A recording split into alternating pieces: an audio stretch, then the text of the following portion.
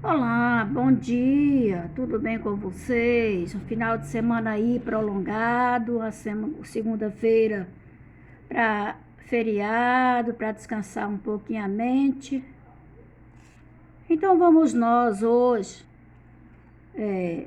nessa aula eu vou fazer uma revisão atendendo às solicitações de alguns alunos que pediram para eu reforçar e é melhor rever do que ir à frente sem entender. Acredito que vocês devem concordar com os que pediram aí para reforçar um pouco mais. Portanto, eu estou chamando de revisão para a aula anterior, para que a gente possa fixar melhor a nossa aprendizagem sobre a equação de segundo grau.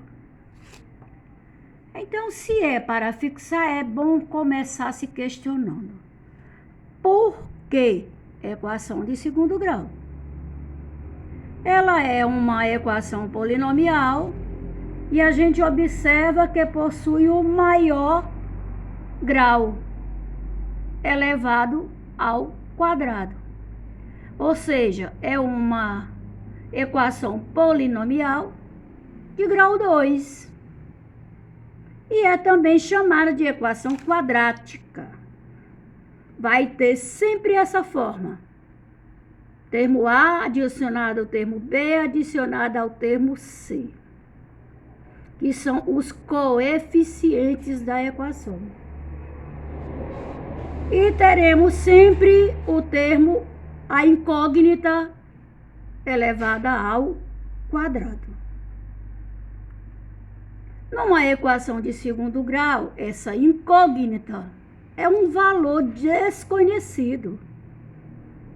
Precisamos entender bem que o termo A, o termo B e o termo C serão sempre chamados de coeficientes numéricos da equação. Vão sempre ter valores reais, onde o coeficiente A vai ser sempre diferente de zero. Porque se não for diferente de zero, nós vamos ter aí ao contrário, vai ser uma equação de primeiro grau. E isso não pode acontecer. Resolver uma equação de segundo grau significa buscar valores reais para a incógnita x. E quando encontramos esse valor real para a incógnita x, nós tornamos a equação verdadeira. E quando isso acontece, os valores denominados serão chamados de raízes. No máximo, 2 raízes. E reais, valores reais. Elas podem ser completas e incompletas. Completa quando nós temos coeficientes para A, para B e para C, e que sejam diferentes do zero. Como, por exemplo, 5x ao quadrado mais 2x mais 2 igual a zero.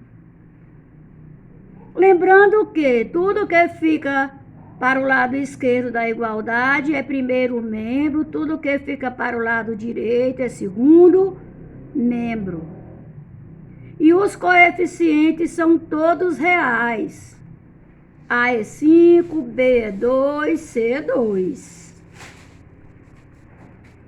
Quando essa equação é incompleta, quando B ou C são igual a zero, ou ao mesmo tempo todos dois igual a zero. Equação, veja aí esse exemplo, 2x ao quadrado igual a zero. Nem apareceu valor real para B, nem valor real para C. Todos dois são igual a zero. Mas o A é igual a 2. O discriminante de uma equação do segundo grau é a parte da fórmula de Bhaskara.